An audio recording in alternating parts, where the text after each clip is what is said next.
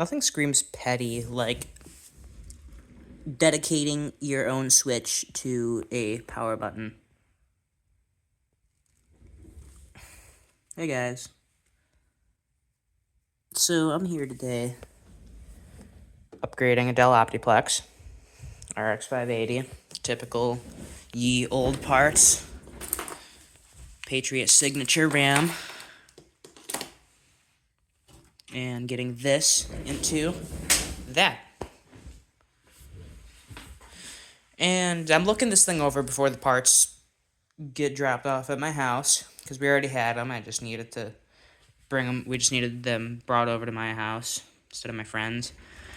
And I'm looking and I'm like, okay, that's great. There's a whole thing for the power switch, and I can barely find the pinout diagram for this motherboard. Yippee! So that'll be fun to handle when I'm sticking this in that case. Alright. Speaking of that case, let's show you guys the case. Alright, using my expensive box cutter.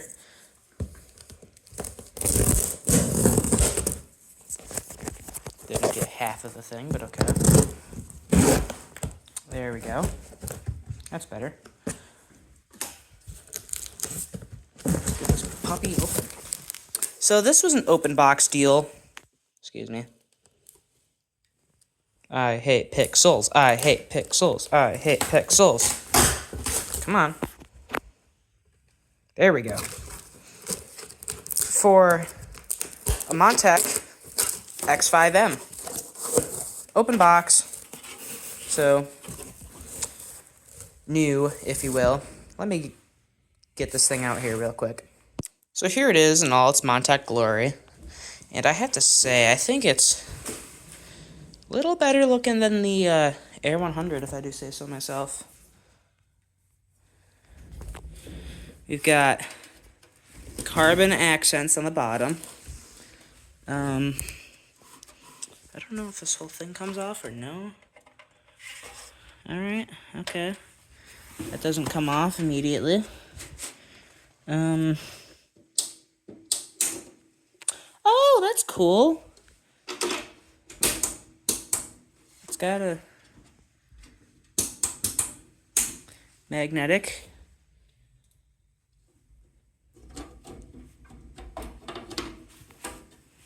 Yeah, it's got a magnetic case.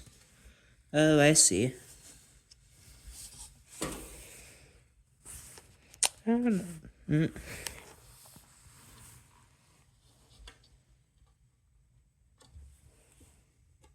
Yeah, I see. Okay. Well, besides that, it is pretty much exactly the same as the Air 100. Typically, just typical Montech Micro ATX case. Fancy glass panel that I shall put back on to see if it'll actually stay back on. Okay, I'm getting the hang of this. Maybe. Give me a second. So I see why this is open box. This latch right here will stay down because the tab down here is bent. I'm going to do some magic and see if I can't get some of this together. So this is mildly annoying, possibly. This doesn't come with a fan hub like the Air 100 does, which should be fine. I'm pretty sure it's just powered through there's a SATA connector, obviously, to power the, what's it called? I don't know. To power the fans, but this one back here has a 3-pin ARGB connector, and well, old Dell Optiplex no have fan connector. Old Dell Optiplex is old.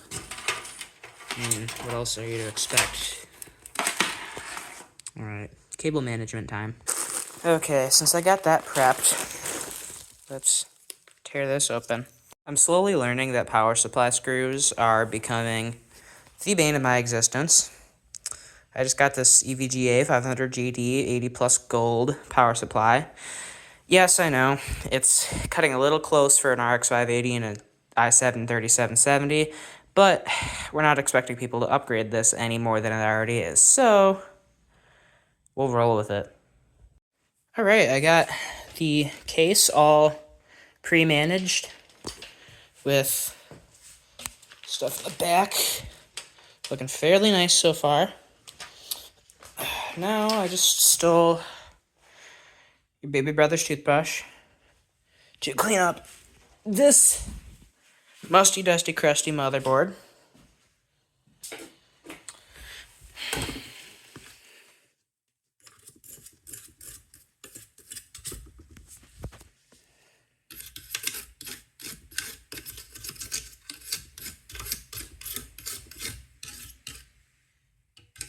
You guys know what a motherboard looks like. Alright, now to try to finagle this thing into the case. Actually, first of all, I'm forgetting the I.O. shield. Yippee! Praise the removable I.O. shield. Alright, let's get this popped in. I hate my ultra-wide camera. If you wanted a Pixel 7 for an ultra-wide camera, you're making a mistake. Let me line that up. Cringe as the case bends extravagantly. I need 2 hands for this, BRB. And in a matter of mere seconds, I went from healthy thumb to wrapped up thumb. Yeah. All because of these things. If anything is like an underrated difficulty in PC building, it's the I.O. shield. Because this thing is such a pain unnecessarily to snap in. And then I can't even see it fully because the fan's in the way. I know, wouldn't be a problem if I just used a case without fans. But I'm not. So, oh hey, this thing's got the removable filter just like his 903 Max. Sorry, my friend's got a 903, an Air 903 Max. That is really clean looking. Alright, on to the motherboard. Alright, Mobo's in. Time for some RAM.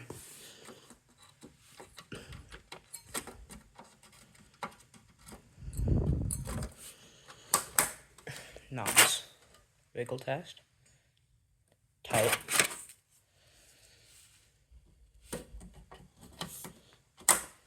Nice. Perfect snap. Double wiggle test. Perfect. All right. Let's see. We've got this. Pardon the poor camera angle. I'm only a beginner. Oh no. Tell me this isn't supposed to go in like that. Oh, brother. It's gonna have to go in like that.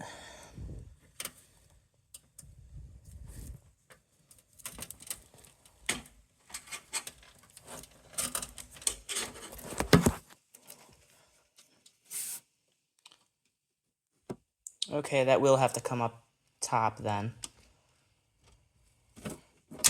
Alright, I'm gonna have to end this part here because I have to do some other management with the power switch, but I'll be back in a bit. It's the next day and we got a gaming PC, everyone, with 4 error codes every boot up because Dell proprietary garbage means I have to bridge jumpers and this, that, the other thing. But there's the RX 580, there's CPU cooler. Look at that puppy next to the old Optiplex. Meanwhile,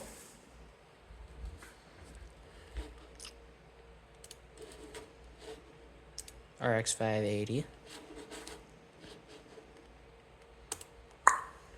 Drivers installed. Installing. I think this is a little louder than,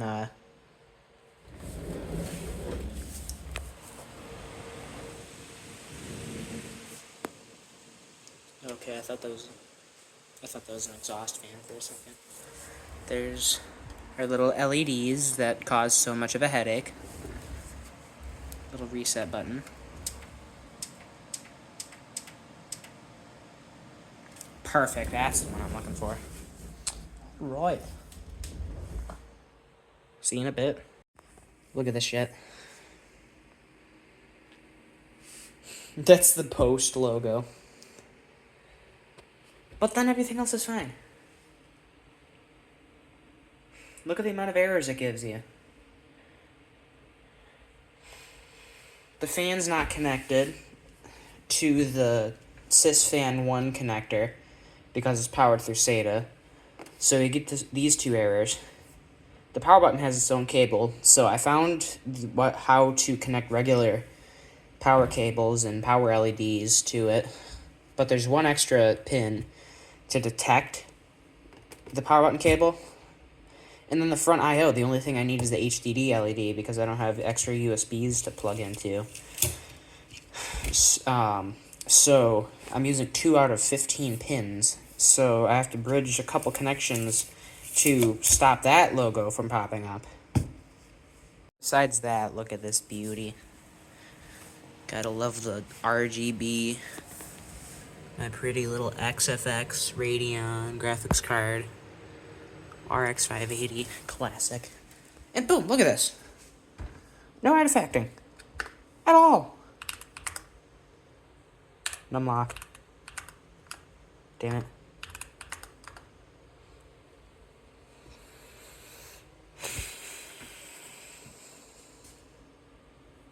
Boom, look, it's fine.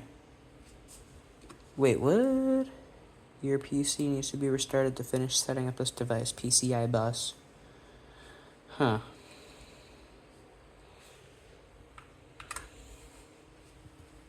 Got all the games installed.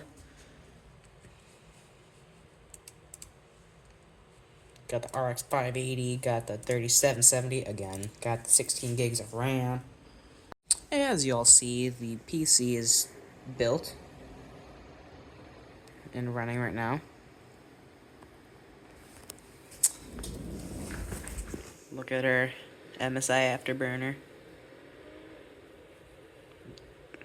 There's definitely a CPU bottleneck. There's always been one with these 3770s, but I'm still getting, without upscaling, 50 plus FPS on average.